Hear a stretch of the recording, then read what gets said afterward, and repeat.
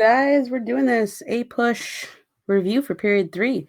So I just opened it up a little bit early. If you're in here already, let me know how you're doing. How you feeling? What's going on? How'd your week go? Or how's your day been? You can just comment in the chat.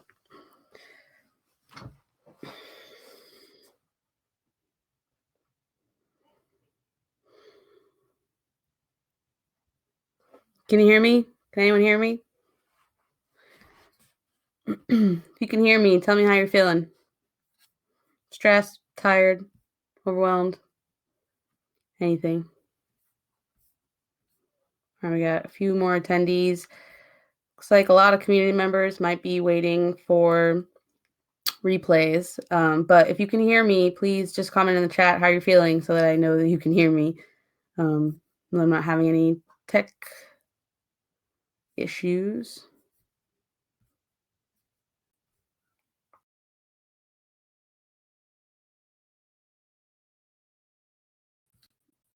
All right.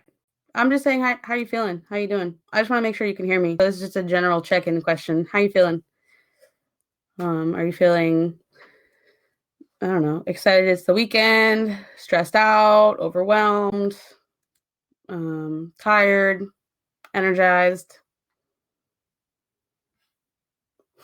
All of the above. I get that. I'm kind of feeling all of the above too. Hi, Jasper. Yeah, so just general check-in questions. Just how you feeling? How you doing? Tired? Yeah, I know. These reviews are going to start to pick up, so I definitely understand if you're feeling tired and it's hard to take in a lot of information. So I've spent quite a bit of time today making these slides. So for period 3, so we're going to be talking about the American Revolution. So, even if you're feeling tired, you're feeling like a little bit, lethargic, I get it. So this shouldn't take more than, I could probably do it in like 40 minutes. And so we'll kind of push through. And, I definitely still recommend taking notes so that you don't have to worry about it later. How much of the exam is period 3? Let me just look up the APUS exam. I haven't memorized these percentages. Hold up. I'll look at.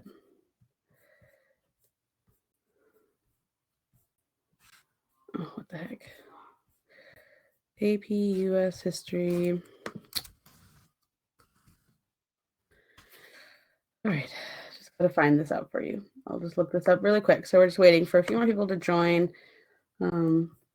Actually, for those of you that are here right now, is this time good for you? Saturdays at 7? If not, let me know a different time that you might prefer. The dates and times of these can be changed. I'm not locked in. It was just from an original survey I'd sent out of why I picked tonight. So just let me know. And here we go. Okay, period 3 is 12% of the exam. Oh no, sorry. So periods 2 through 5 count as 45% of the exam. So they don't really break it down by period. They just break it down by, like, this giant chunk is periods 2 through 5 is 45% of the exam. So that's a lot. Fun fact about me, was the first to die at the Battle of Lexington and Concord. Whoa, Brendan, that's really cool. Wow, that's really intense. Yeah, I don't have any, like, anyone in my family that has that kind of credit. All right, so just so you know, we're about 27 days out from the APUSH exam, so we're creeping. Just keep doing what you're doing. Show up for the tests. For the reviews. Take notes. Get yourself a prep book if you haven't. There's lots of resources. Yeah, I know, we're getting close.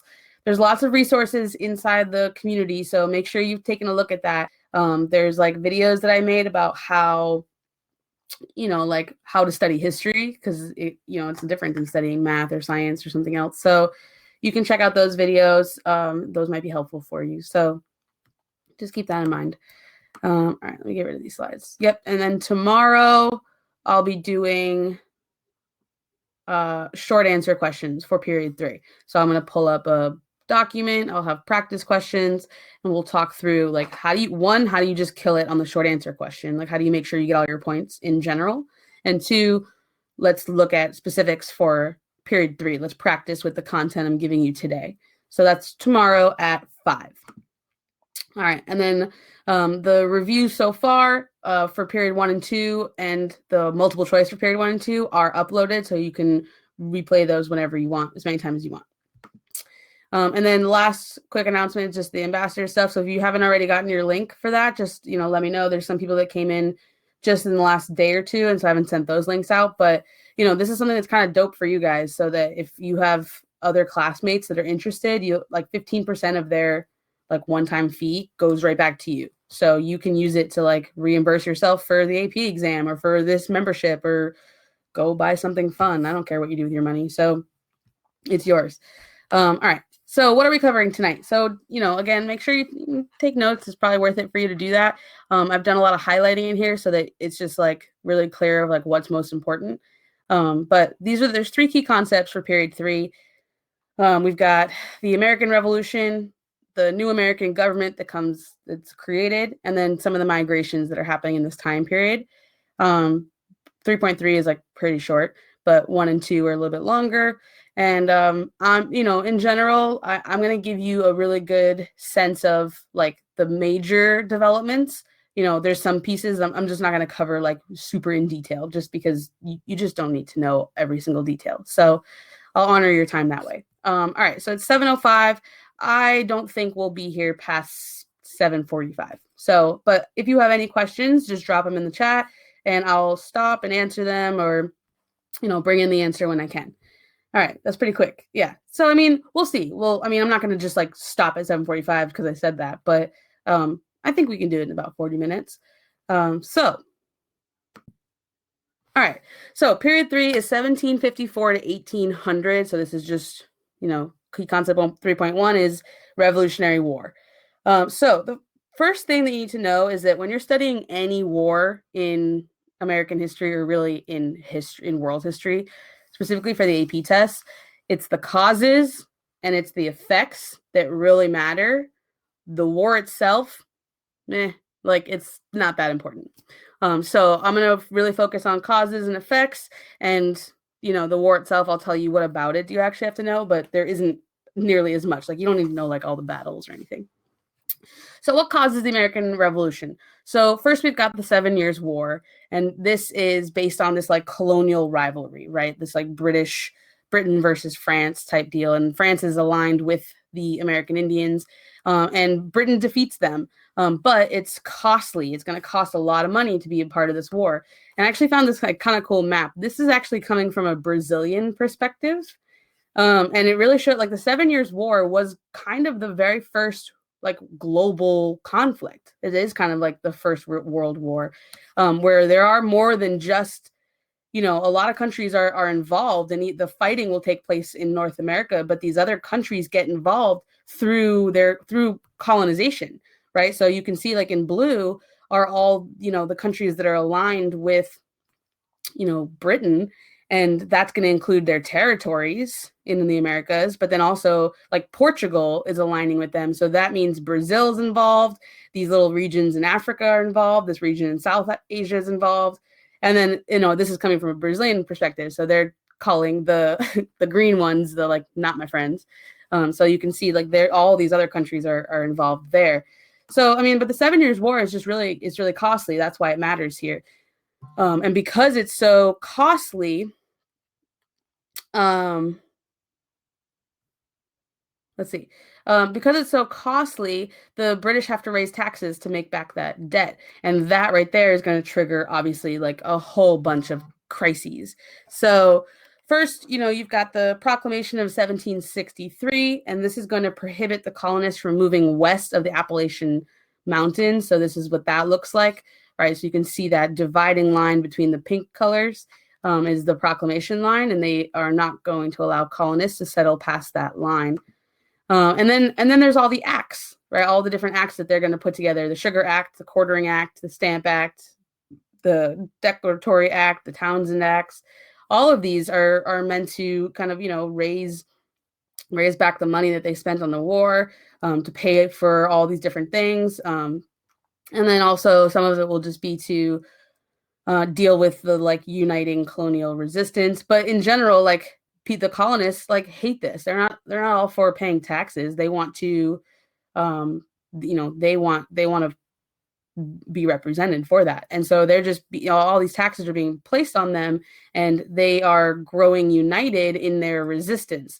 And it's sort of, all the colonists are different. They're very unique and diverse, but the British are kind of giving them something to unite around, right? Like all these people are like, they might actually care about different things, but now they're all like, wait a second, all these different acts are not fair. You're not letting us have a say in this. So it's uniting the colonists. And like here's like a really basic like image of a colonist protest, no ban, no wall. So it's just kind of the same thing, right? No Sugar Act, no Tea Act, no Stamp Act. So you can see like all these colonists across the place would have just been for this, would have been on board. So as the colonial resistance is rising, we have new groups coming up, like the Sons of Liberty that are helping to support those things, those causes. They're, developing plans for protests, for action, for ways to, stand in resistance.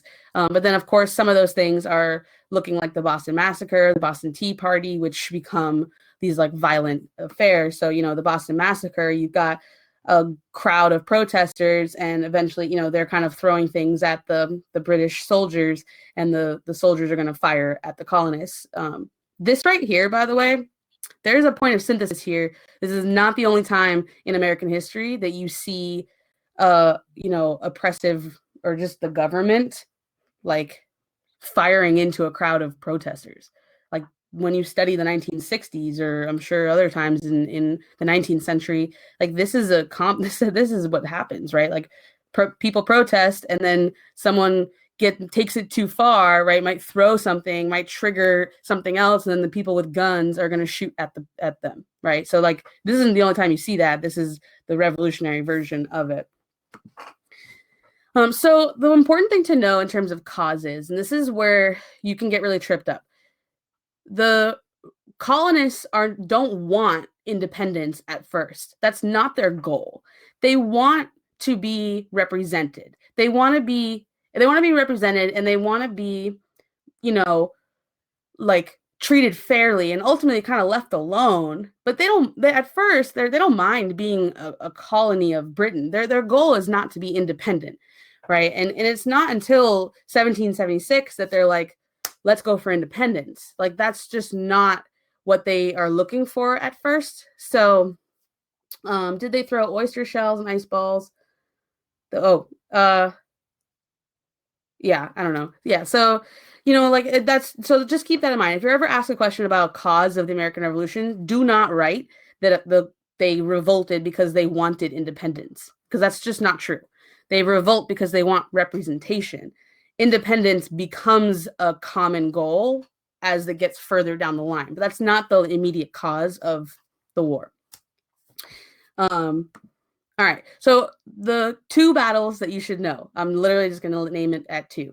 Honestly, I was almost going to include Lexington and Concord, since we've got straight up royalty in here. We can include that. Lexington and Concord is just kind of like the beginning. Saratoga will be the turning point when things shift in the colonists' favor, and then Yorktown is the end, the surrender. So literally, if you just know beginning, middle, and end, that's kind of all you need to know for the battles. The rest of them, take an American history class in college and learn them if you want. For APUSH, forget them. So like there's a lot that you can know. You don't need to know. I mean, Bunker Hill is just another example. If you want to know more, you can know them for evidence, right? So like we could list them forever. But in terms of what do you actually have to know for this test, if you're going to choose 3 battles, that's what I would do. Lexington, Concord, Saratoga, and Yorktown. The rest of them you can have as extra things to know. They can be evidence points. It doesn't hurt you to know them, but if you're trying to cut down on what you need to actually know, this is one way to do it. So here's a nice little picture of Yorktown with the British surrender. All right, so why do the Americans win? See how we're already at the end of the war. So like causes took up a whole slide, battles to know, one line. Now we're at the end of the war. Why do the Americans win? You know, the British are a massive power. They're a military power. They're massive colonial power in the world. So how are the colonists able to win? These are the major reasons. So one, the colonial militias really understood. They knew the land. They kind of had home field advantage. So that's a huge part of it, is their like familiarity with the land. Two, they've got strong leadership in Washington and in some of the other leaders of the army and of, you know, just in general of the colonial resistance. So they've got good leaders, and that's going to help them win. And then, you know, their ideological commitment, like people are really on board with this. Like at a certain point, it's like, yeah, let's fight the British and let's, you know, get our representation. And then eventually it's like, forget the British, let's kick them out and let's get our independence. And so people are very committed to that ideological like standpoint. And then finally, they have assistance from European allies, right? So France is not a fan of Britain, so they side with the colonists, and that's a huge effect for them. You know, they're able to get the resources and money from them, and so they can get help that way. So that's kind of why the Americans win.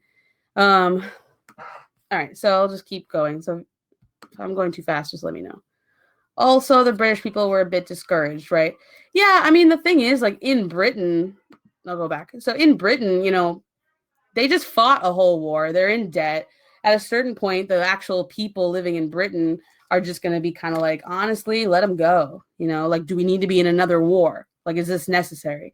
So the same thing that keeps the Americans together behind this, like, patriotic resistance, like the British don't have that same thing. Like, how do you rally people around quelling a colonial revolt? It's harder, right? It's a lot easier to rally people up around, let's get our independence, let's fight the power, you know, than the opposite of that is just kind of a harder thing to sell. So, right, the British do get a little bit discouraged. All right, so some other pieces going on. Oh, look, we're in key concept 3.2. All right, any questions before I jump on? Any questions about the Revolutionary War? So, again, keep in mind, you know, this is kind of your like cut and dry, simple like structure of things to learn. If you want more information on anything, sorry. If you want more information on Revolutionary War, there's plenty more that you can learn. But that's really, you know, causes and outcome of it. So this is 3.2 is really all the effects of the war, because now that the Americans win, they've got to set up a new government. So their government is going to be based on, it's influenced by Enlightenment ideas. Like, this is what's happening in Europe, and it's trickling over to the Americas, and the founding fathers themselves even, you know, had spent time in Europe and learned from these people. And so like ideas like John Locke's, right? He's got the, you know, the what is it called? The rights of his are different. His are life, liberty, and property. But that is going to highly influence, you know, how the Americans are going to set up government, right? The Declaration of Independence. But Thomas Jefferson decides to go with life, liberty, and the pursuit of happiness rather than property. But those words are really influenced by John Locke. And Adam Smith is the economist of the Enlightenment. He's the one that's like the laissez-faire, the invisible hand. And so the entire economic system that's going to be built in America they're influenced by these thinkers. And so the colonists they really believe in a Republican government. Remember that Republican here does not mean Republican like the political party we have. It just means that it's like based on the people, right? It's like, it's based on these natural rights. It's not a monarchy. It's based on like our communal society. And common sense is like the Thomas Paine written articles that really like spark everything. Like, this is what is like really driving home that like patriotic idea. And then after the war, the effort to build a better government, right? So, you know, T. Paine is gonna, like, he's the one. He's the founding father of the Revolutionary War. Was mercantilism still in effect? Yeah. So like mercantilism doesn't really go away, and not until to be honest, I would say that we don't really see a replacement to it until we get capitalism and like industrialization. So mercantilism is very much a big part of the like the foundation of economic systems and foreign policy all throughout this century. And so, but, as we go into the 19th century and we have capitalism, we have communism, we have other things, those will affect the like world trade and whatnot. But we're definitely like in the prime time for mercantilism. So another key thing to know is that the American Revolution and the Declaration of Independence are very influential for France, for Haiti, and for other revolutions going on in Latin America, right? France is involved in the American Revolution, and those same patriotic ideals they take home with them, and they're going to fight the power in their own country, right? And they're not a colony, but they're fighting against, the king. And in Haiti, it's the same things. The ideas of the American Revolution are trickling to Haiti. And in Haiti, we have a slave revolt. This is like the one like really successful slave revolt that leads to an independent country. And then in Latin America as well. Latin America comes a couple decades later, but people like Simón Bolivar are really going to, their revolutions are influenced by what happens in America. All right, so women's participation. And this is a big piece. The Republican motherhood is the key term here. This is the concept. And so when I list pros and cons, it's not pros and cons of women participating. It's pros and cons of the Republican motherhood concept. So, we've got Abigail Adams. She's just like one of the like founding mothers, I guess you could say. But one of the pros of the Republican motherhood concept is that women become seen as essential to civic life, because basically what it means is that, as a mother, your primary role is to raise children who are like, active citizens who understand the principles of this democracy, of this, of this country. And, like it's your duty to educate the males. And that could also happen in classrooms. And, so this is a pro, right? It's like women are finding a way to become essential to civic life. They become depended on, whereas before they don't really have like a specific role. And motherhood in general becomes a like really central aspect of American culture. However, women are still very much excluded from politics, and girls were not educated as much as the boys were, other than how do I teach my family how to be, like law-abiding citizens. Like that's kind of where girls are, is like, let's teach girls how to teach boys rather than teach girls how to do the same things. And then it also really like limits career options, right? So it's things like this, like why do we see for so long more women in the teaching profession? Like this is why. It's not because of any other reason. It's like women weren't given other opportunities necessarily to understand, to like work in other fields. Like teaching was kind of where it was. And it was then seen as a woman's job. So a man would have looked down on it. Obviously like we've changed and evolved a bit, but we still have a lot more female teachers in some schools. And that's the case. Like if you look at education programs in colleges, I'm willing to bet that the gender breakdown is still heavily female over male, especially in some subjects over others, like elementary school, for example.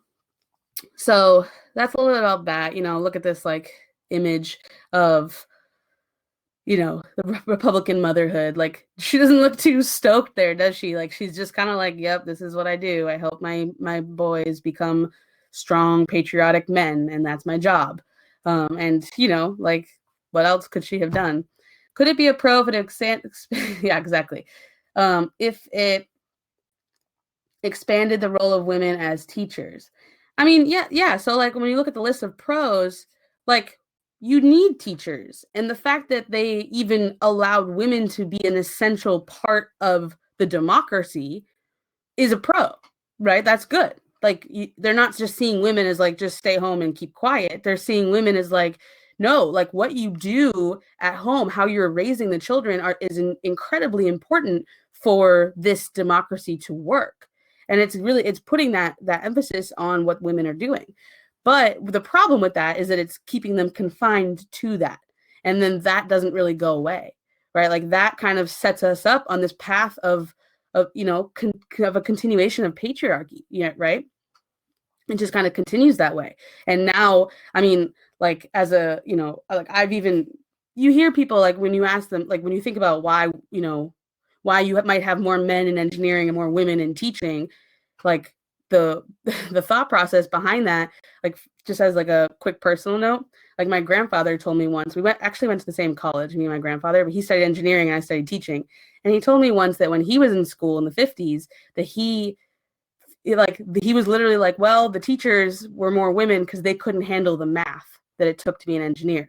And I was like, that's just not like that, like that's not true, right? So that right there is it's a long-term consequence of this. So it's not that women are teachers because they couldn't handle other things. They became teachers because that was designed as their primary role. And then we apply other, you know, gendered, you know, like assumptions based on how things turn out.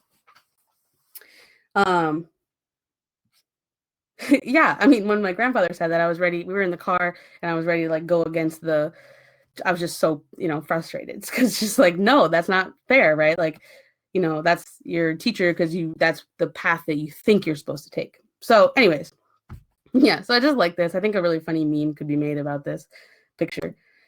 All right, so moving forward. So we've got the Articles of Confederation. At first, this is what's set up to the government, but it's super weak. It just doesn't have strong central powers. It's not able to like really like control all the things. It doesn't have like central banking. It doesn't have, a lot, there's missing a lot of stuff. So, you know, it's kind of like a nice try, you know, you set something up. It's one, you know, it was you kind of had to do it wrong to then do it better. So here's their first attempt, and it is just not great. So you see things like Shays Rebellion, and the government's not really able to do much about it because it doesn't have the powers to. Yeah, so like here's like a nice little comic about the Articles of Confederation as like a sinking ship, right? No power to collect taxes, no power to raise an army, no power to enforce treaties, no national court system, right? No power to enforce laws. Like, you know, how do you govern without all those things? So couldn't they declare war? Maybe, I don't know. So it looks like, you know, maybe you can, but you can't really emphasize things. Yeah, I'm not sure.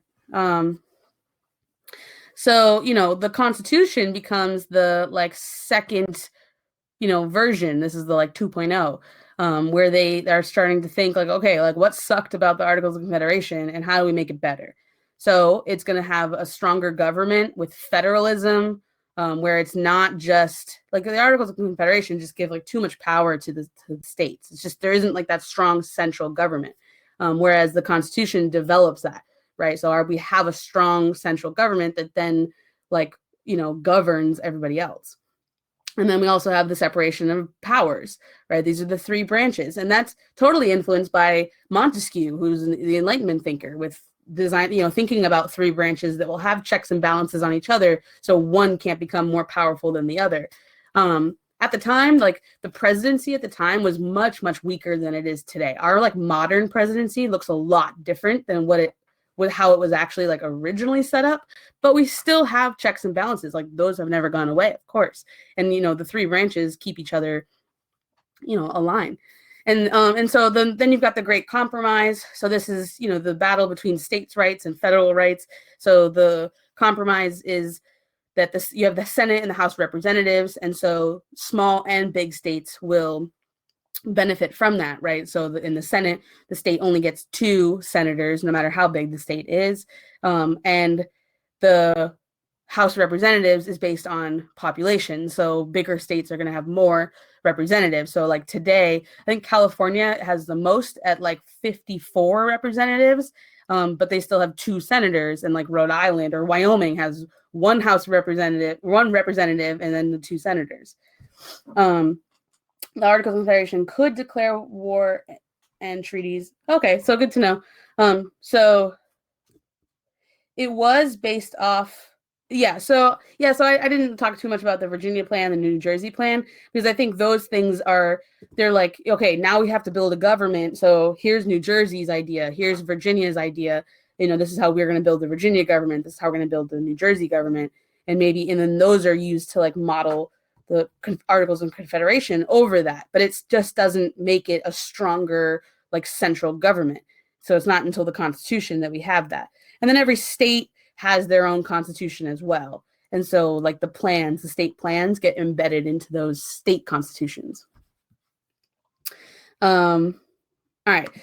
So there's pretty much like two camps during all of this. There's the Anti-Federalists, and they don't want a strong center. They don't want the government to be too powerful. They're afraid that that's going to limit democracy, that's going to limit the rights that people have. And so some of the people on this side would have been like Mason, Henry, Hancock. And then you've got the Federalists who are like, no, we need a strong government. We need that central power.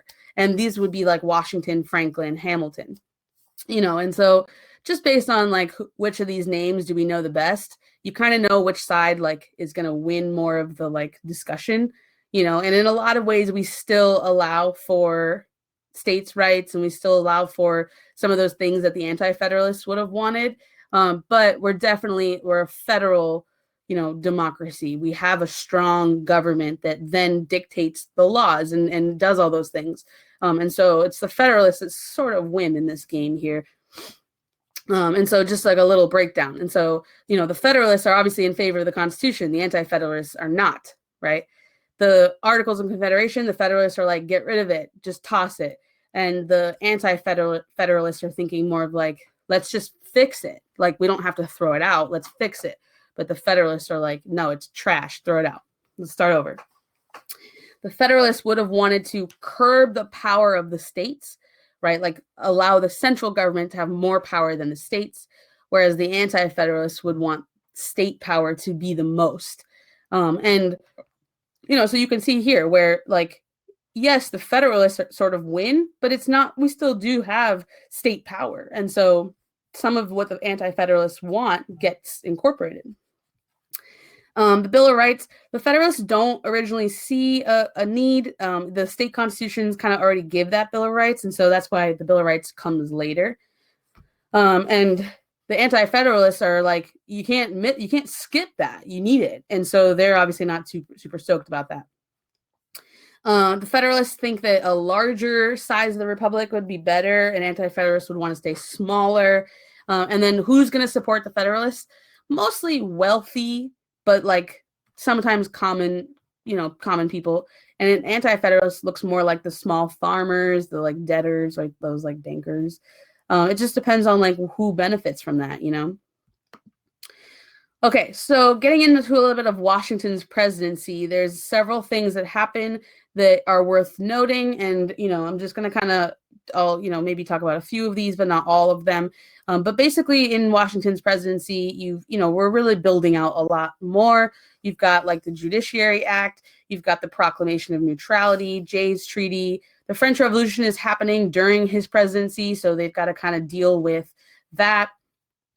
The Pinckney Treaty, the Whiskey Rebellion. So there's just like a lot of kind of like things to iron out, right? Like it's like you've got a brand new government. You're the first one. So you've got to figure out how is this going to look on a international level. You've got to deal with foreign relations, what's happening in France. Should the US get involved? You've got to deal with what's happening domestically. Are people happy with what's been chosen? Not everyone. So when people start rebelling, like the Whiskey Rebellion, how does the government respond? You've got to also start building out more things too, like the judiciary, right? And being able to place yourself in a larger conversation. So Washington's presidency, this is what it's really designed around, and this is the like key points. And so, you can get specific on any of these. They are all evidence points that you can use, but just kind of understanding what Washington's presidency as kind of like a period of growth, right? Like there's a lot that's going to happen because he's the first one, right? So there he is, Washington in all his prime. And his farewell address is also really important. This is where he is specifically warning against political parties and foreign alliances. Obviously, we don't listen to him, right? Like, like all we had to do was do, right? Like he told us what to do, and clearly we don't. I don't know whether or not we could have avoided it. Like Like, I don't know, what do you think? Do you think political parties were inevitable? Like, could we have even have, he said don't do it. Could we have listened? Or were they going to happen no matter what?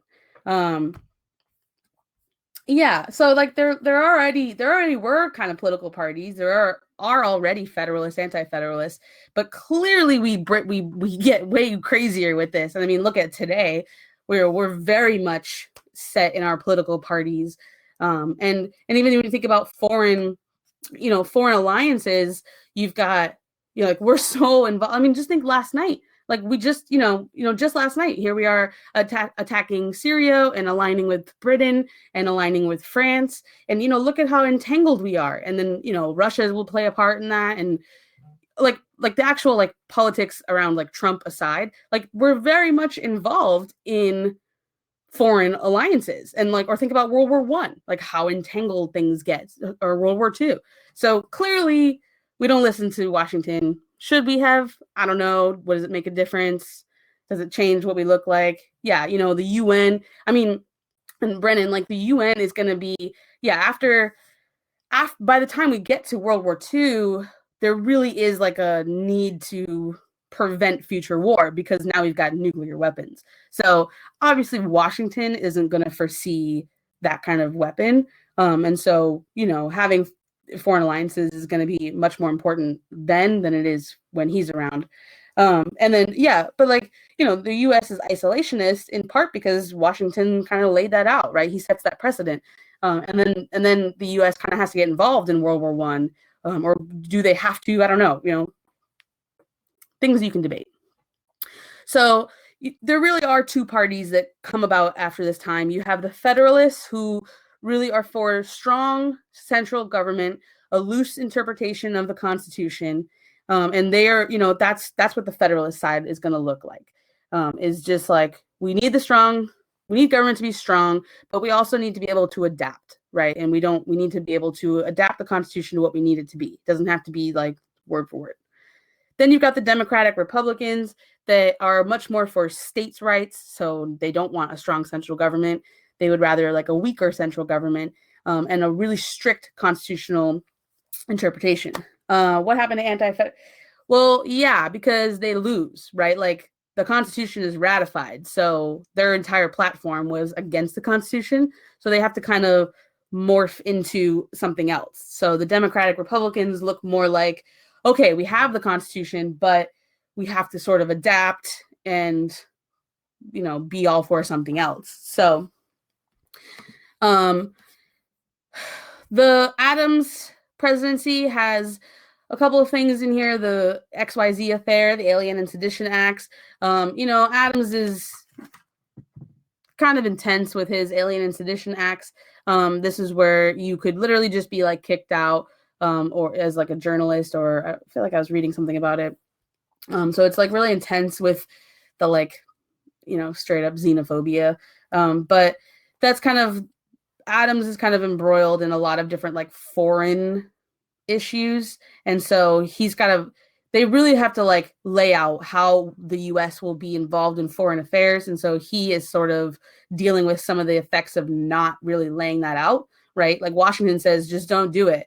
And then he's kind of like, well, we're going to have to do it, but how is that going to look? And what does that mean for our society? Like, what does that look like in America to be involved someplace else too? So his presidency is quite confusing. And then you've got the election of 1800, which is almost like a peaceful revolution, because it's going to change from which party is in charge, right? The Democratic Republicans are going to take control from the Federalists.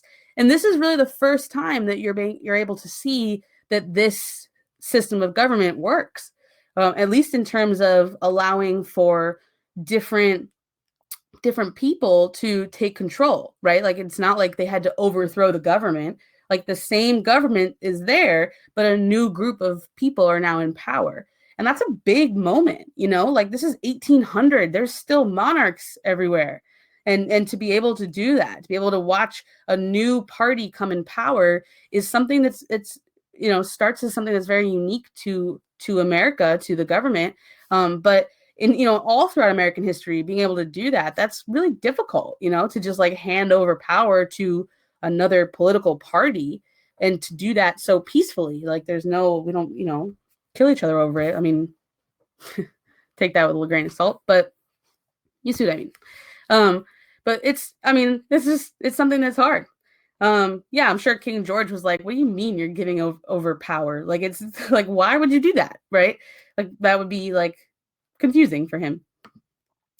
All right. So, this is supposed to say, okay. So this is 3.3. This is, this slide is mislabeled. This should be 3.3, migrations and cultural conflicts. So now that you've got a constitution, you've won the war, and we're building it out, we're getting more and more complicated. There's different migrations that are happening and cultural conflicts as a result of those.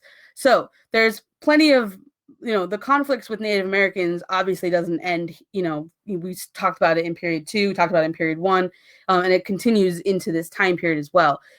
As the U.S., as people are migrating west, they're not going all the way west quite yet, but they are, running into Native Americans, whether it's people who have already been pushed out of their home or people that haven't really interacted with them yet. And so this is a problem. You're seeing these like tensions happening. And then you also have tensions between the migrants themselves as they move westward, right? Like they don't all agree on everything. They are different backgrounds, different religions, different ethnicities, different, political parties. So there's tensions between them. And especially like as people migrate to the US, whether or not there's history there and, there's tensions that are going to happen. And so I just put up all these three together because these ones are kind of quick. So, you've got the Northwest Ordinance of 1787, and this basically lays out a plan for new states to be admitted. So as we move west, how will we, how do you basically like, how will the United States scale? Like they've set up one system. How are they going to scale up? Like, this is how. This is, the new state could be admitted with certain restrictions. It's also going to promote a public education system, protect private property, and ban slavery in the Northwest Territory. So that's an important thing to know about this piece here, is just like how the government is sort of dealing with these migrations. Second is the Spanish mission settlements in California are continuing in this time, and this is an important piece here. California is obviously not a state in the U.S. yet, but this is important because there's just more and more interactions on the lands. And then also the U.S. diplomacy will continue with British and Spanish because they're still there, right? Like the British don't just like up and go. They're still parts of, they're still around. And so they kind of they have to figure out how to live with them. And then the Spanish as well, right? Like, okay, now we've gotten Jay Treaty. I can't remember exactly. If anyone remembers the definition of the Jay Treaty, please write that in there. I'm trying to remember like super specifically what that was. But anyways, with the Spanish, they have to figure out how to work with them, right? And like there's a lot of the land is still Spanish owned. So, you win the American Revolution, you didn't necessarily kick out Spain, you kicked out Britain from a certain place. So, there's that. All right, the Jay Treaty is treaty between the U.S. and Great Britain that averted war. Yeah, okay, yeah. So this is basically resolving the issues that remain since the end of the American Revolution. So there you go. That's Jay's Treaty, designed by Alexander Hamilton. Treaty between Britain and the U.S. to avoid wars. Yeah. Didn't work because, yeah, exactly. So like, more, it's not successful because of 1812. But it's sort of originally designed to like avoid future wars, like to just continue right, like you have the end of the revolution and you don't want to like spark another war like right away. So that's the kind of like in between. And then obviously it doesn't work because they do go back to war. Let me see. All right. So some period 3 takeaways. So just to kind of step back from period 3, the French and Indian War lead to a lot of debt for Britain. And then that leads to Britain taxing the colonists. And the key thing here is that the colonists hate the new taxes, right? So that's kind of the order of events that lead to the revolution. Second, the colonial leaders are calling for resistance, and they're really demanding representation. And this is going to lead to this like new experiment of democracy, of government. The way that America sets it up is not like anyone else had before. Um, so Britain got the short straw. I mean, come on, you can't really feel bad for Britain. Britain already has massive control of so much else of the world that it's like, just for them to have to like step back from America, they're just going to turn their attention to like India. Right? So like, does Britain get as involved in India as they do if they don't, leave North America? Maybe not, right? So it's not like Britain just turns their attention away from North America and towards, other places, towards Egypt. So sure, they get the short end of the straw in North America, but they're fine, and they're fine for a long time. It's not until like World War II that they kind of are like, they really have to like settle down and get rid of some of their territories. The Articles of Confederation are weak, right? That's the like key point there. And then there's a lot of debates about how to do better, right? Like it's clear that they're not going to work. There's issues with that, with the different rebellions that they can't quell. And so how do we get better? People aren't going to agree on how to get better. And then you've got the Federalists versus the Anti-Federalists, and they're just struggling for power and to have the power to like design the new government. Like they each feel like their ideas are best, and they want them to be embedded in the Constitution. And so there's lots of debates around those. American foreign policy is a big piece here, just because it's sort of the beginnings of it, right? And this is a big question that the Constitution doesn't really address as clearly as it probably maybe needed to. And Washington will, warn against getting too involved. And this kind of sets the path for like diplomatic initiatives so that they don't necessarily get more embroiled in outside conflict. Jasper, Hamilton's financial plan is important with the like federalism, for example. Right, like he wants there to be a banking system, and that's gonna like the Anti-Federalists are like, nah, bro, like we don't need that, right? So like let the states have banks, like we don't need that. But the Federalists are like, nope. Jefferson. All right, so and then finally is that migration trends continue. There's competition over boundaries, right? There's now that America has its independence, everyone was kind of all for everyone could get behind the revolution, but then it's like, okay, now we're independent and we're going to, other things, now we can kind of turn in on other issues, and people don't always get along. So there's all kinds of ethnic tensions, for example, and that's going to happen across the United States territory with Native Americans, between Americans, between other European nations. And so these are your like major period 3 takeaways. So again, so you can see how if you Google period 3 APUSH Quizlet, you're going to find ones with who knows how many terms you could know. And it's definitely worth it to learn those terms, right? Like you could use Quizlet and to practice the terms for period 3. But always tie them back to these larger ideas, because this is what they're going to test you on. Like the way the test used to look was kind of trivial, where they ask you, which person did this thing, and then you just have to know it. And in that sense, all those key details are so important. But the way the test is, it's really focused on the big pictures, the analysis. And so really understanding those like larger trends is going to be your key. And that is going to help you do better on the test. And then get on Quizlet or get like an app that like the Romulus app, for example, just does like quick like trivia type questions just to help you remember all these terms, but then being able to understand where those fit in. Yeah, exactly, Jasper. So like your multiple choice questions are going to be, here's a question, here's a passage or a source, here's a set of questions based on that. And it's not, in some cases, you do just kind of have to know what those things are.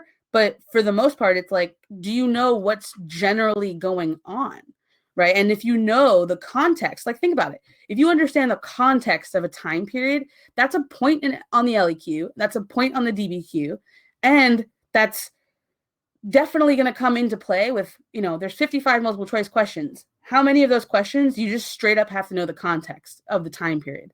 Probably a fair amount. Like I've never done like a whole breakdown of this, but like when you really take a step back from this exam, really understand the bigger pictures, understand the context, and then plug in the key terms throughout.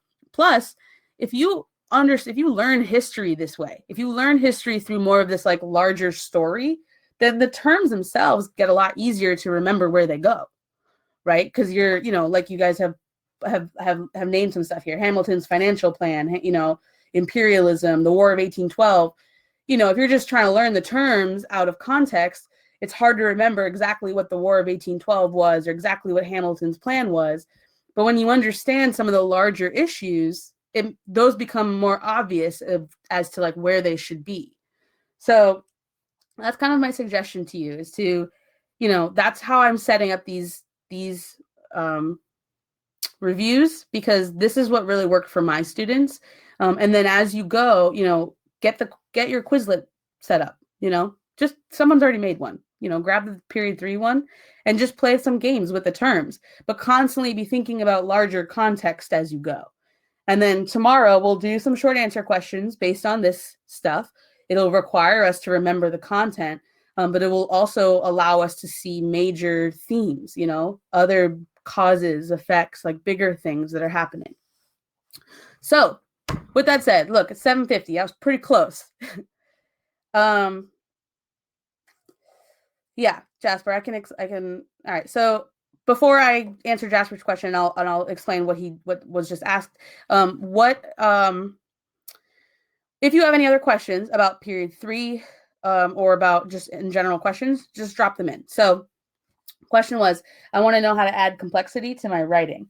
Yeah, so in the DBQ and on the LEQ, there's a complexity point. This is a new point on the rubric. This is like all the rubrics for AP histories were updated last summer. This one's brand new. So I'm gonna make myself a little bigger here. Something that's important for you to know, teachers and the College Board are still figuring out exactly what complexity looks like. So if every teacher gives you a different answer, that's why. It's like there's a lot of conversations that go on in teacher groups that are just like, what exactly should we be doing? Yeah, it's kind of funny. So everyone's kind of trying to figure it out just because it's brand new. We don't have any examples from it, There aren't a lot of examples. But what I can tell you is the rubric last year had the synthesis point. Yeah, so the synthesis point was its own rubric point last year. And that was a brand new point last year, and that also confused everybody. But that was on the rubric last year.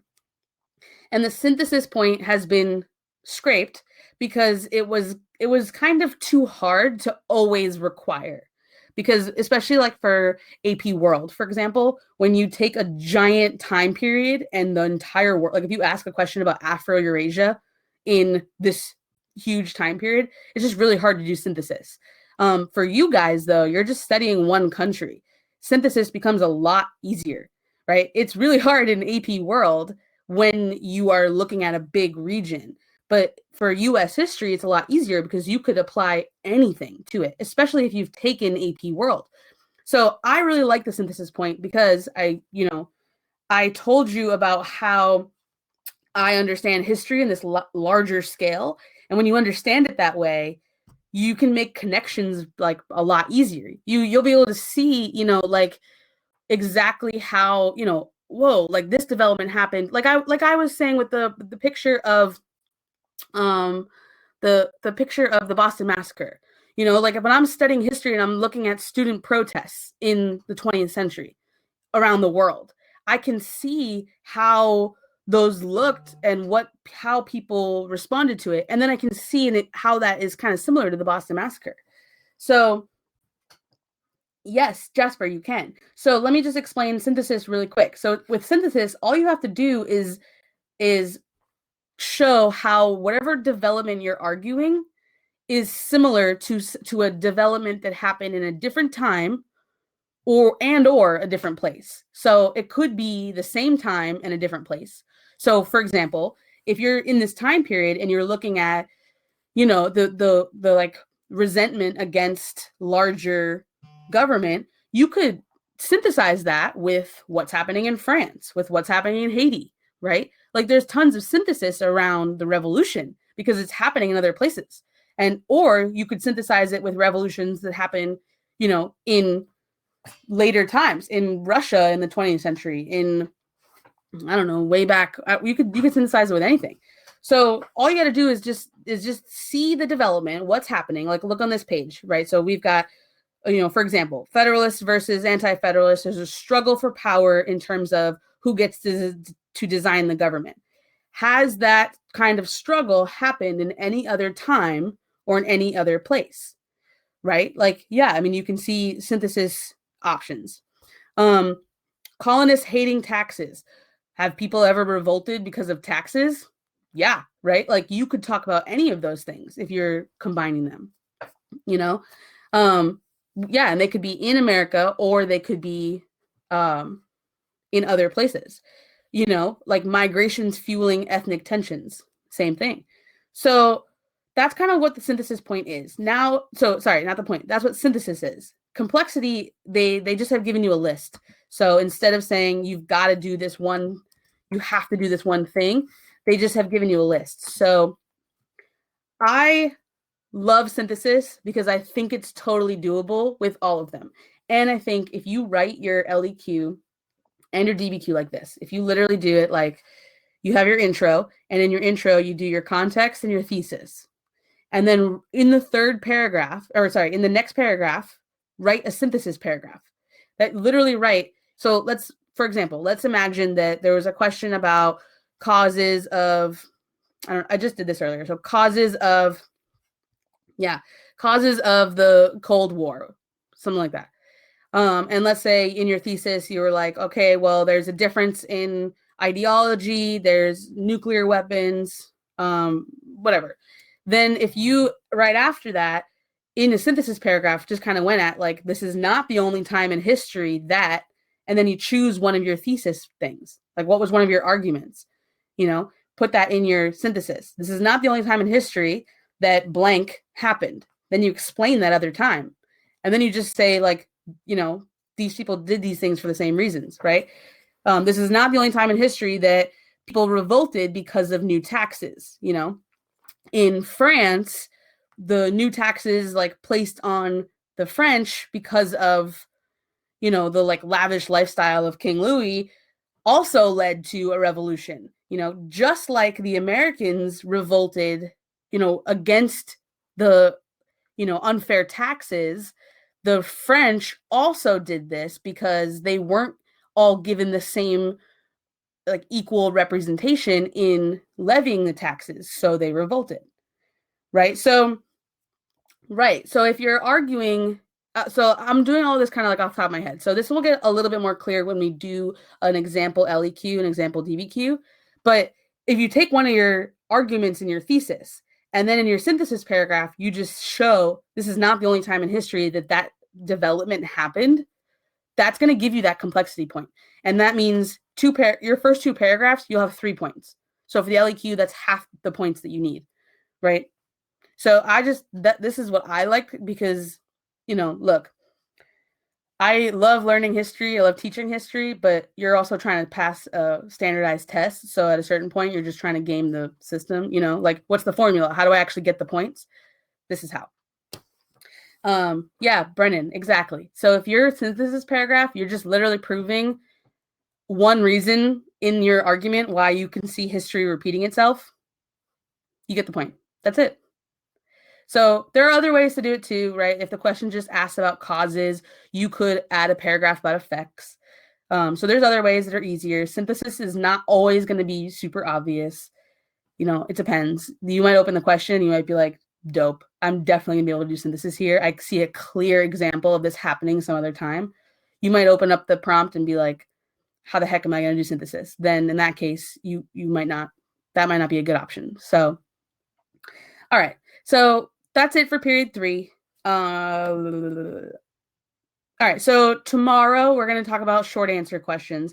I'm going to show you how to get 3 points every time so that you can really, short answer questions are 20% of your exam grade. And even though they get overlooked because they're short, but that's a lot of points that are possible. And actually, I think they're the easiest writing portion because there's no rubric. You either get the point or you don't. So I'm going to show you how to get the point tomorrow. We're going to use this material so we can review it once more. And yeah, so that's pretty much it for today. If you've got any questions about anything, email me. If you want more information about the ambassadorship, email me. I'm around. Like I said, when you email me, it just goes to my phone, and I'm just as attached to my phone as you guys probably are. So there's that. Cool. So before you leave, do me a favor, just hitting a 1 on the chat if today was helpful for you. If there was something that you wish that I had done instead, please just say that. And I'll, you guys are, I'm doing this for you. You're taking the test. So if there's something that you wish that I was doing instead, then please just let me know so that I can adjust, add it, or just do that for you. No, there's been about 10 people in here this whole time, and there are about 75 right now inside the community. So I think a lot are just sort of waiting for replays or whatever. So who knows? But we're increasing. We're gonna keep going. Also, by the way, quick update. I am talking to an AP biology teacher tomorrow, and she knows an AP calculus teacher. So I told you, I'm trying to get you guys all the AP reviews that you need for this year as fast as I can. So I've got a Twitter ad up, and that's how I'm finding the teachers. And I'll let you know as soon as I'm able to launch that. I will let you know, and you'll have it. It's yours. So again, any suggestions for anything, email me. I'm around. And otherwise, I will see you AP Physics, AP Language. I'm going to do my best. I'm trying. I mean, I've got word out there for everything. But, I'm not going to be able to find all 35 AP subjects for this school year. We have less than a month for some of these classes. So I'll do my best to find them for this. But, if anything, you've got APUSH locked down. I'm going to try to find things for, you need it for next year? Okay, so I'll do my best to find an AP Physics for next year. All right, you guys. So I will see you tomorrow, Sunday at 5. Tomorrow at 5 p.m. All right, I'm out. Good night. Bye.